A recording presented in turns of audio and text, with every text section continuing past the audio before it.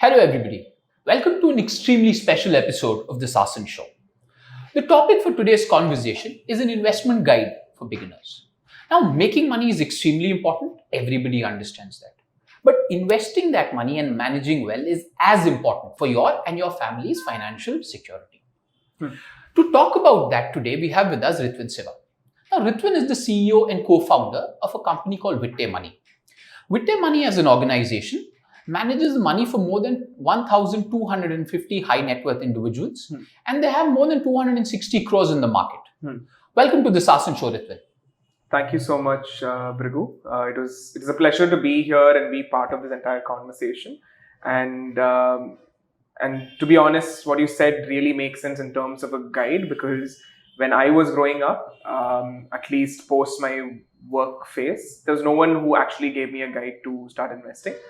It took me quite a bit of time for me to realize it. And this opportunity that you're creating through this podcast is something that I hope reaches more people in terms of learning, who wants to learn, who wants to gain something in terms of financial wealth creation.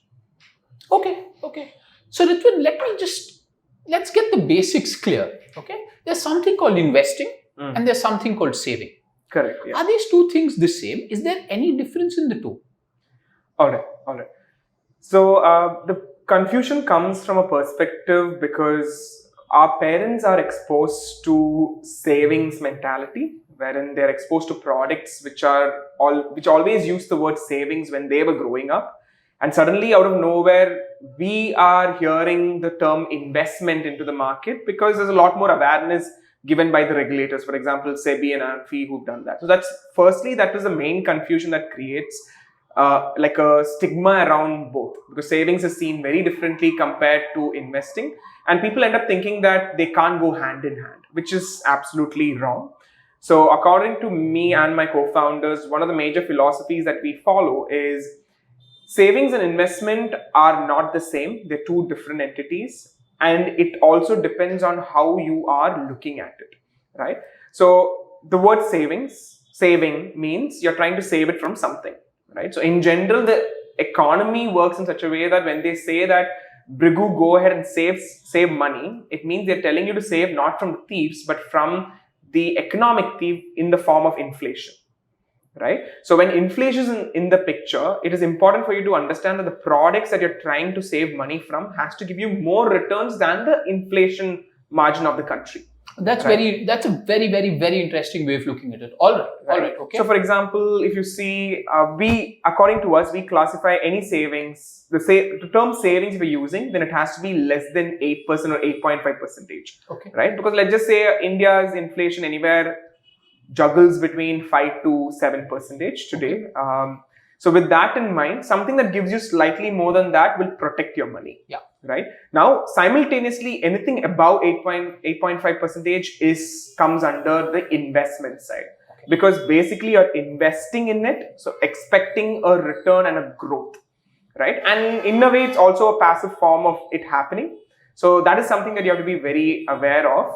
And now now that you know that savings is like this and investments are two different entities with its own purpose, at a bird's eye view for an individual, they should have both, right? For example, if I'm talking to my father and if he's starting his journey right now, right, I would tell him to put more of his money on the savings aspect, but still have enough on the investment aspect, right? And that could change. So every individual should have both these combinations, but it is not fair for someone to have these combinations without thinking about how much they can truly do in them. For example, Ritwin, who is 26 or 27-year-old at the moment, can't have 90% of his money sitting in FD, right? Because I do have the time period to work that entire math out. Right? So that's very important. For the uninitiated, an FD would be a savings plan because of the amount of interest Exactly. There may be a few people who may not be aware of that, while most of our listeners probably are aware. Just want to put that. Yeah, FD, government schemes, bonds, government bonds, these all fall under the savings category. So if I was to just sum up what you were saying, where there is wealth protection, okay, where you're saving your money, you're calling that savings. When it's wealth creation or generation, you're calling that investment. You're saying, depending on your age, depending on other factors in your life, you need both. Correct. Exactly. And I mean, I love the way you put it across in a very simple terms, and I'm going to use that. It's a lot more easier instead of saying all this mumbo jumbo. But yeah, you're right. Wealth protection, wealth creation. You clearly differentiated it. Exactly. So now, Ritwin's the last question of this podcast. Once this is done, we can all go home because this is the only thing that people care Seems like about. such a small, short podcast. It's a high impact podcast. Okay. Give me 3 stocks that if I buy or if people listening to this buy, will triple in the next 3 months. Yeah. So that's a very easy answer. Let's to hear the it. listeners. Everybody get pen, paper ready. This is your moment. So first, you should invest in Vite. Okay, number 1. And then you should invest in the second company that I have, which is ClickIt. Right? And then you can also invest in my father's company. All 3 things will triple. Father's, maybe it might quadruple or whatever other math calculation that you have. But these 3 companies is what I can proudly say, and I can back it up and say that it'll happen. Ladies and gentlemen, I'm going to sound like a little bit of a mutual fund ad. This is all subject to market risk, but kindly take whatever he said with a pinch of salt. He's not serious. And ours is not listed, so you have to first come talk to me. I have to evaluate you as an investor, then I'll accept Okay, you. on a serious note, when somebody has this kind of a mindset, A lot of people do. and what do you say to them? So, the funniest thing, so one of the things that I love doing, you asked me what is my hobby, and you told me, you thought that I was doing reel scrolling, right? One of the things that I love doing is going onto YouTube, seeing other influencers' content, and if you read the comments, it's the funniest, right? Most of them, their question is, stop giving me gyan, tell me what to buy, right? So that mindset is there across India. It depends on people's interest as to what they want out of a content. But what we end up telling people who ask this question is, you can never, even Warren Buffett, right?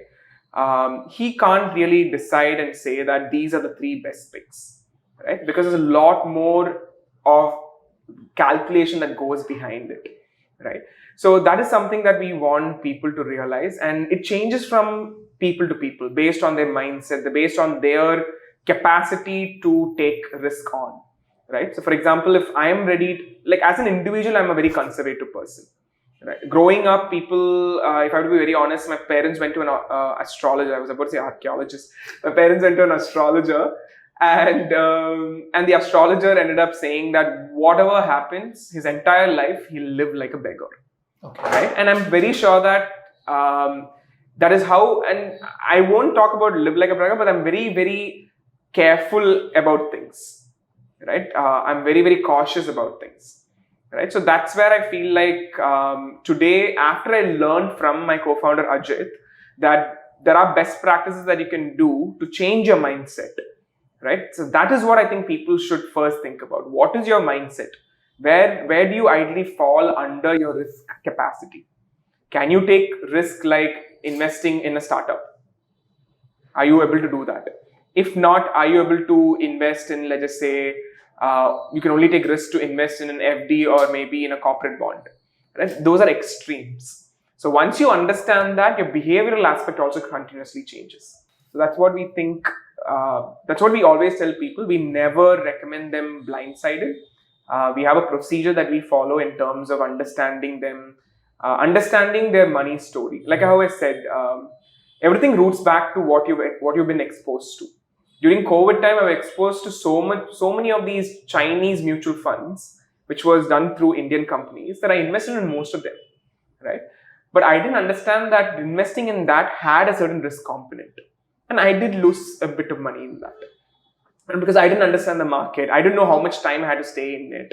My expectation was I'll invest now, come out of it in 6 months. That was not the expectation of the product, right? So that's something that I think people should absolutely realize.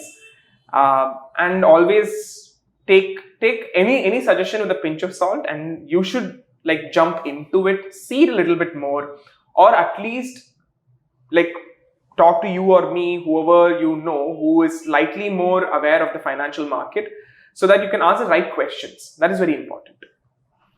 This just takes me to my next question. Let's talk of fear. A lot of people have a fear that I'm going to lose money. And a lot of people have heard horror stories. For example, oh, my uncle invested and then you had the 2008 financial Financial crisis. crisis, yeah. Or my aunt had invested and then you had the Harshad Mehta scam. Correct. So, and then at that time, a lot of people had lost money. Correct. How do you address these feelings? A, as someone who's in the business, and B, it's just good practice for everybody to invest money. It's good for them, it's good for the economy, it's good for everybody. Correct. How do you address these fears? See, Harshad Mehta was an individual who had certain level of credibility who then lost it. Like he basically misused that credibility, right? So I wouldn't call that as a black swan event. Black swan event is things like the 2008 financial crisis, right? But every financial crisis does have that particular, for example, as a business, how we look at it is, any of our customers that the system exposes them to a portfolio. Portfolio is nothing but a collection of either a stock or an FD or a government bond or a debenture. Everything put together is in portfolio, a combination of these things. So we try to expose those portfolios that our customers are seeing through a stress test, right? So the idea of the stress test is for us to put this portfolio into scenarios that happened in the past. Like for example, a 40% downside when something happened, right? Or like in COVID times, it almost went down by 20-25%, right? So now the idea of doing this is for us to understand and set the expectation with the customer that, hey, if some black swan event does happen, for it to revive back, it's going to take another 2 more years because we can simulate that. Right? So for us, it's purely go to anyone who's ready to give you that expectations. Right? No one can ever tell you in 5 years you can make 33% and not give you a downside of it. Right? So for us, we work in such a way that, for example, if you go into the platform now, we clearly tell you that, hey, if you need 12%, you need to be invested and stay in the game for 5 years. And the reason why we say 5 years is including the stress test component, where we know that the market, even if it goes through a dip, it will come back, right? And interestingly, like there's a lot of news around small cap and mid cap having a lot of froth around it, right? The last time this happened, it went down was in 2010, 2011, right? So my co-founder, he was in the industry since he comes from the banking sector. He has over 25 years of experience in this space. He tells me that back then in 2010 and 2011, people hardly publicized small cap and mid cap, right? They were all talking about large cap. But now, 10 years later, the roles switched. Now, small cap and mid cap is a hero, right? It is the protagonist in the entire financial market at the moment, right? But large cap is not given the same attention. So what we're trying to say is, in those regards, even when the small cap and mid cap went down in 2010, it took approximately 7 to 8 years for it to revive back. So someone who invested 100 rupees, they had to wait for that 100 rupees to reach and get returns for 7 to 8 years. Now that's the reason why if you see our small cap exposure and things that we end up doing in stocks or even in our mutual funds that we end up recommending, we will mention saying that it has to be 7 to 8 years. Because we know that is the average time, even if something happens, that is the average time that is needed. So that's how we play it. And then the other thing is never do anything in bulk. So people do get greedy during any of these scenarios. Can I cut you short? This is a very, very interesting point. Let's just get to it a little later in the conversation. Before we talk of that, can we just talk of, let's say you're a young working professional today. What are all the investment opportunities that are available? Then we can get to bulk versus not bulk and all of that. Understood. First, let's get into, okay, there's a young products, person. Basically. What are the various products that he can do? All right. So, there are a lot of products, right? Again, if I have to classify them, I'll classify them in terms of returns. Okay. Right. So there is these liquid funds. Which are typically 5 to 6%. Okay. Then there are these government bonds. Then there are like sovereign gold bonds. These other highway related bonds and things which is available to the public to purchase. Then there is debentures, which is nothing but private companies telling that I need money from the public, but I don't want to do it as an IPO. So they'll ask the public and it's like an FD, but with a clause, right? Okay. Then there is fixed deposits. Even under fixed deposits, there are corporate FDs, right, which will give you a higher rate of returns. But the idea here is you need to know how to look at the ratings, credit ratings. There are these ratings given for every product. Then there is, for example, there is digital gold. There is physical gold itself for people who are very close to physical gold side. Then there is real estate for people. I would call all these things as alternatives, not for young folks, but something, let's just say you've done all the basic stuff and then you want to venture into something a little bit more alternative in the form of real estate and physical gold and all that, then you can look at that, right?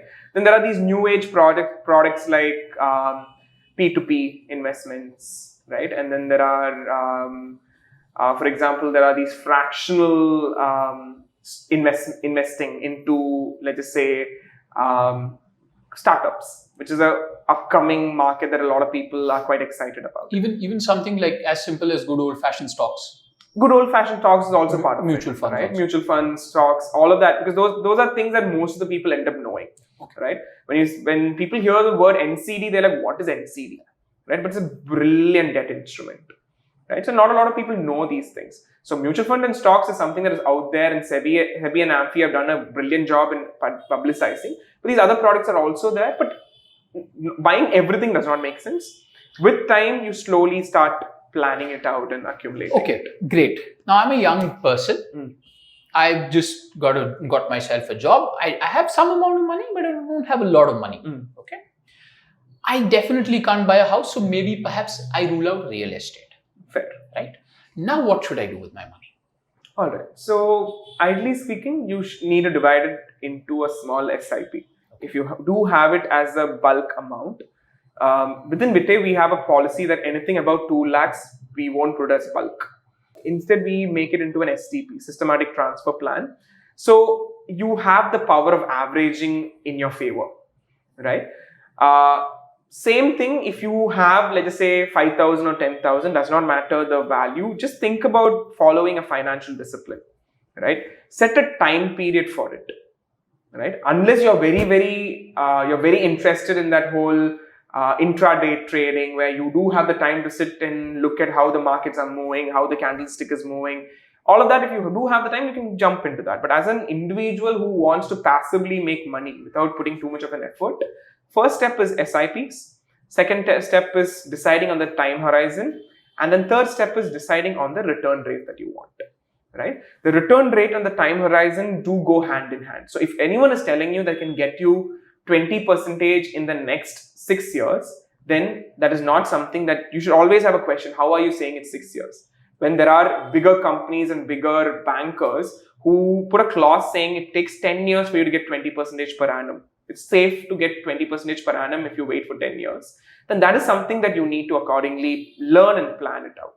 But these are the 3 major things: SIP, time period, and the return rate that you want. Because time period and return rate will help you know how fast it will compound. You used a very interesting word called averaging. For someone who's not familiar with the term, okay, can you explain what that term means? All right, it's quite simple. So if you look at the Indian, like before being part of Vite, the way I invested in stocks was I'll see the graph. If the graph goes down, I buy it, right? Which is a very rudimentary way. And I feel like a lot of people have that same kind of a mentality to do it. Again, if I'm wrong, I'm wrong. But in that graph, you see there's always these ups and downs, right? But if you see overall India as an economy, it's moving upwards, right? Not at a short-term period, but at a long-term period. So now the power of averaging is nothing but in the short term when these ups and downs are happening, right? For example, everyone's expecting a correction this year, right? So if that correction happens, the market's going to go down, right? But when you start doing SIP from January, you would have bought the stocks, or you would have bought the mutual funds or anything that you're investing in at a particular juncture. For 1,000 rupees or 10,000 rupees, you would have gotten 100 units, let's assume.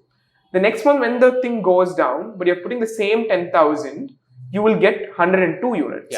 Then you get 105 units. Yes. And then when it goes up, you again get probably 99 units slow. It'll keep reducing. But what you need to realize is over a period of time, there'll be a line which is drawn, which becomes the average for you. over time. And that is the way you can protect yourself from the market fluctuations. So a lot of people are worried, okay, what if the market suddenly goes down? Yes, it will go down, but it also comes up, right? So you can't time the market. Okay. Timing the market is not possible even by the most brilliant investors out there, right? So that is where we tell them, use these tools of power of averaging and all of that, so you can get that advantage and be much more relaxed in mindset. So you've used a very, very important term, and you were saying SIP is the way to go. Yeah.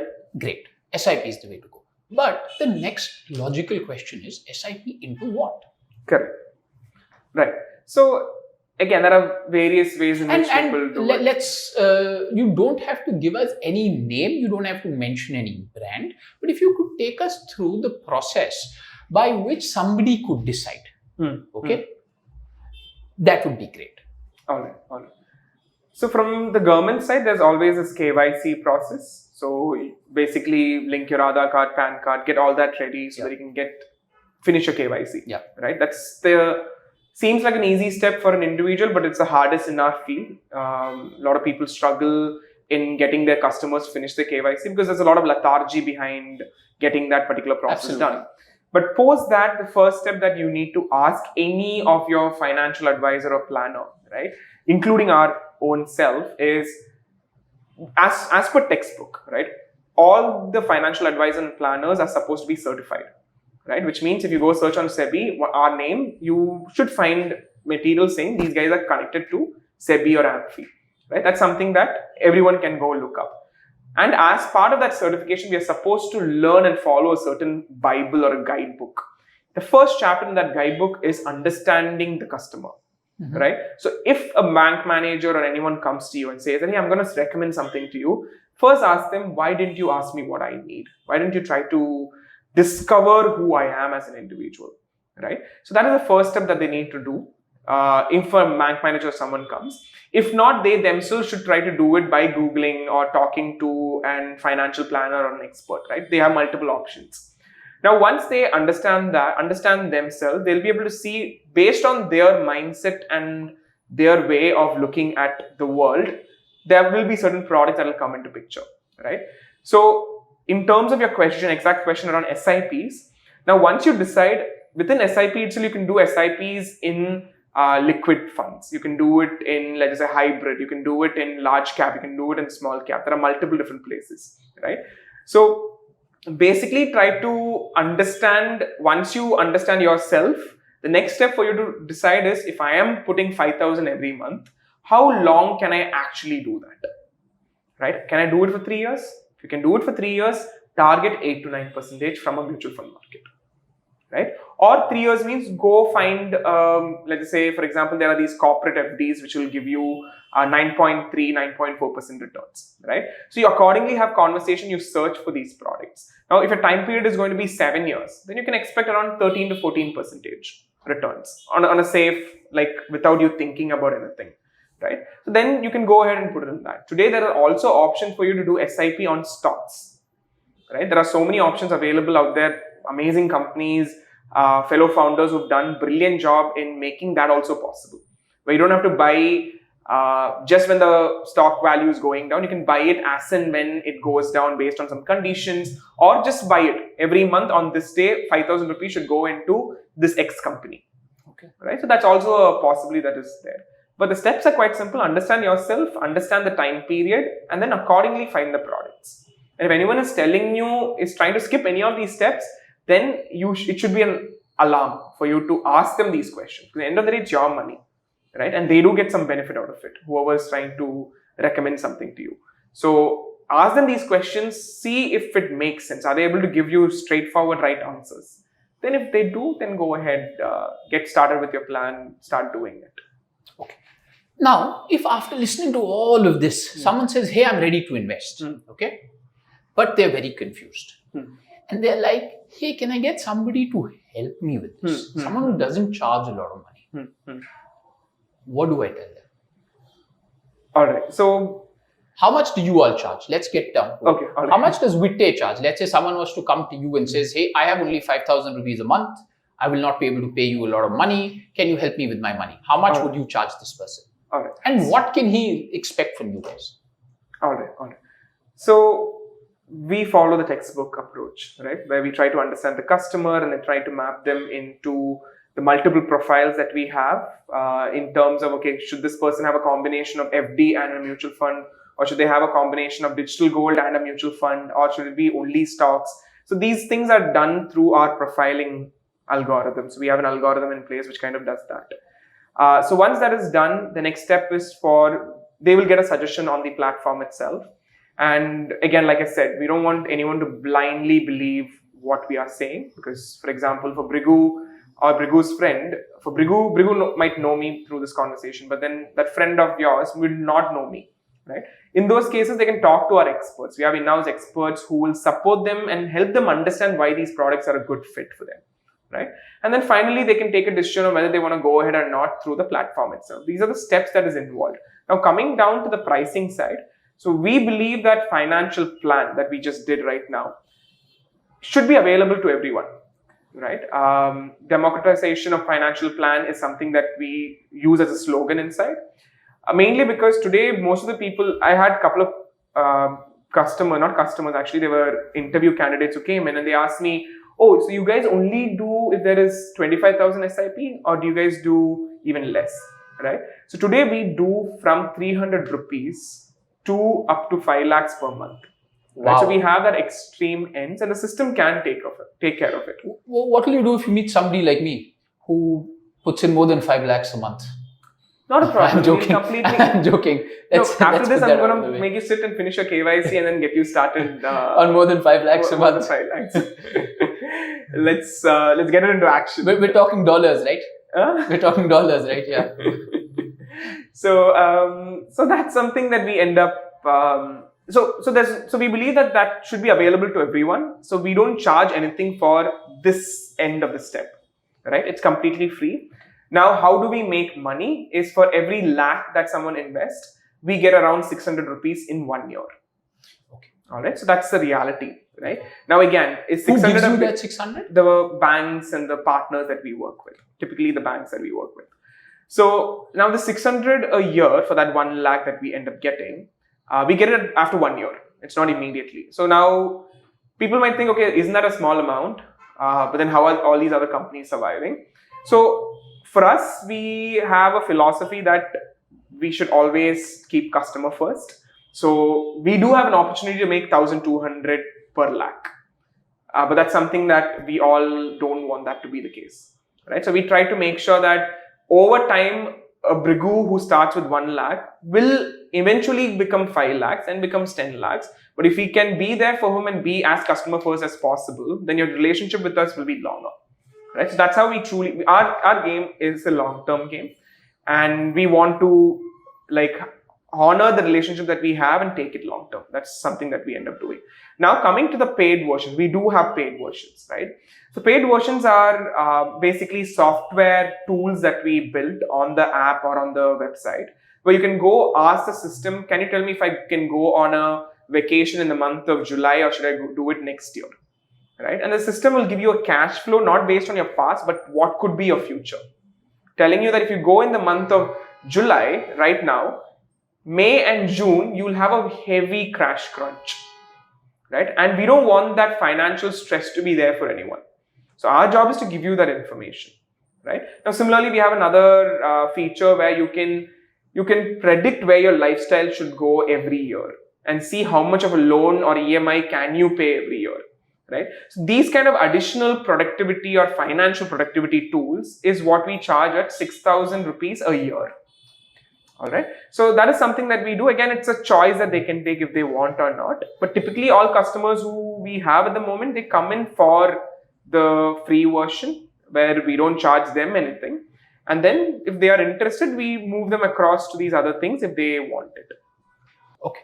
Well, let's deviate a little bit from what we've been talking about.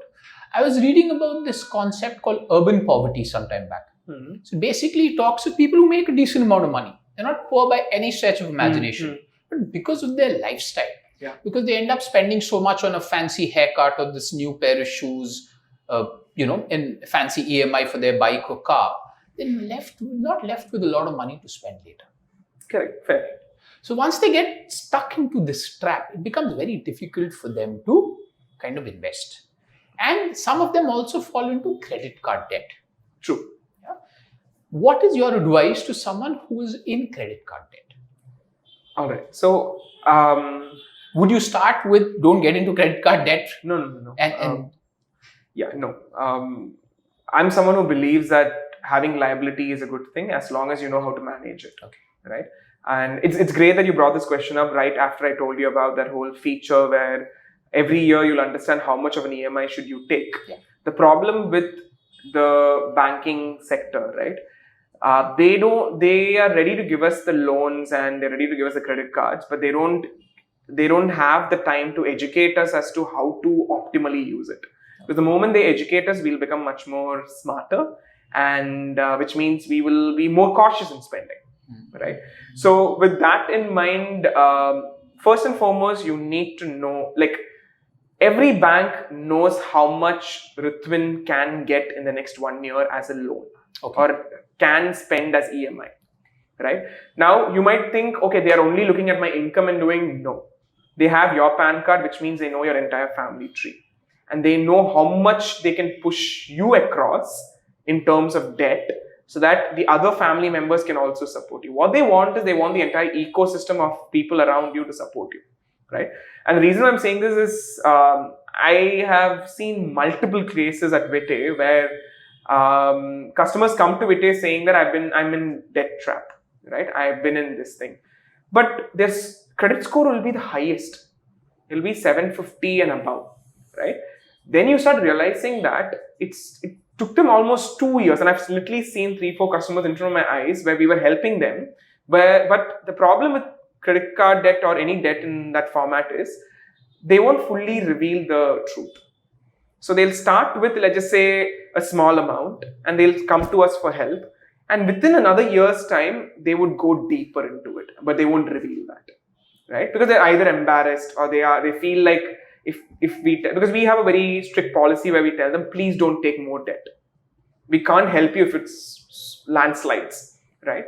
So when they come to us, that's something that we notice in the first 2 years, they can escape the system. Right? They can be on a high credit score rating by just beg, borrow, and finish the loan. If they take one loan, they'll ask their relatives to pay some amount and tell them, I'll give you after 5 months. And they'll finish this off. Then take the second loan, and then they'll ask someone else. If they can't pay, they'll pay it off. So this cycle approximately can go up to 2 years. Beyond 2 years is when they start finding it difficult to manage it. Right? So in the first place, what we say is, please always just wake up. Just wake up and start looking at, for a lakh, how much does the bank really want me to take? There's a number to it, right? For Brigu, there's a number. For Ritwin, there's a number. And every year, this number can keep changing. I'm not saying it has to be only this for the rest of your life, but it keeps changing. But most of the people don't even know this number, right? The thing is, for example, generation like us, we end up having, like, you use the word urban poverty, right? Urban poverty means most of them, like, I'm not saying the majority, but relatively a lot of them do have some level of family support or brother supporting or sister supporting, right? So in this case, what happens is when they take, let's just say for a lakh, it's going to be 40,000 that you can take as a loan for a year. Now, you will take 50 because you know that 10 you can get it from your family supporting you. But then suddenly that 10 from 50 will become 60, 70. Then the family will start questioning as to what happened, right? So that is why we tell them, please stick to this. Please stick to this rule book. The moment you see it's going beyond that, you need to ask yourself, do you need that extra haircut or like that fancy haircut that you're talking about? Or do you need those shoes, right? So that's a question that they need to ask. Or they need to move it into a lifestyle that every additional stream of income that I have, I should be ready to upgrade my lifestyle, right? Which again is not easy. It's easy to say it, but it's a lot of work to put inside, right? So that's, I don't know if that answer suffices, but this number is something that's easily calculatable. I think the scary part for me, and I'm not sure I know the numbers offhand, but is the amount of interest that you have to pay on a credit card. Yeah, it is quite high. Yeah. That to me is mind-boggling, and that's why my advice to anybody listening, is make sure you use a credit card, no problem, but don't get into this debt because per month you're being charged interest, and that's scary. That's scary, yeah, because it's anywhere between 42 to 44, 45% interest rate on a credit card. So typically we recommend customers who have credit card debts to immediately close it off by taking a personal loan, right? That's a much more smarter way to handle it. And a lot of people don't know that because so many people are now investing, they still don't have an idea as to, okay, can I get a loan on my investments?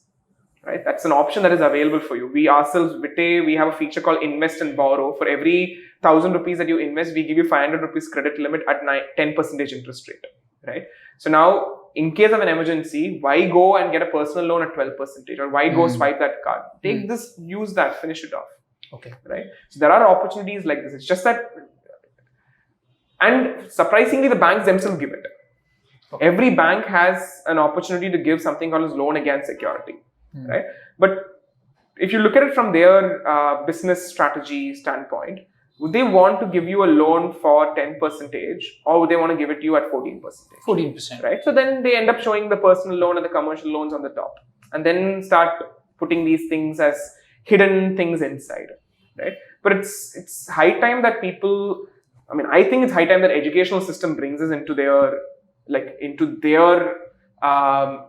hands. Like for example, any kind of education, both matriculation, NCRT, all these folks should start having a separate curriculum which talks about financial market and its products, right? So that there's a little bit more awareness. The saddest thing is we, after 30 years, we are the ones who are coming and telling someone that this is available, right? And they immediately think that okay, how did I not know? Which means he's trying to do something to me, right? So that's why we feel like over time it should happen. But unfortunately, this problem exists in the US as well. It's relatively better, but it still does exist there. Okay, well, I'd like to close with this, Ritwin. So now, Warren Buffett said that the 8th wonder of the world is compound interest and time is the 9th wonder of the world. What are your thoughts on this? It's 100%. That's very true. And if you have to elaborate the statement? All right. So, elaboration will be my journey with Sagrika as a co-founder, right? Okay. So she started investing when she was 20. Okay. Right? And I didn't know her back then. So she invested because her father told her to follow a practice and she hated doing it. Right? Because she was like, I'm earning only little and you're making me put this money as savings and I want to live a YOLO life. Right? But over time, she started seeing this money multiply faster than her salary bracket. Right? And which kind of changed her entire perspective. Right? So here, that initial step in that, I would love to use the word nagging because it's a good type of nagging that her father did to make her do that investment. Today helped her have that security. Yeah. Right? So that security is created because of this 8th and the 9th wonder, both compound interest and the time. Right? And unfortunately, in most of the states, right, compound interest is only known from terms of loans, right? In Tamil, they call it as vatti kamela vatti, which is basically interest on top of interest, okay, right?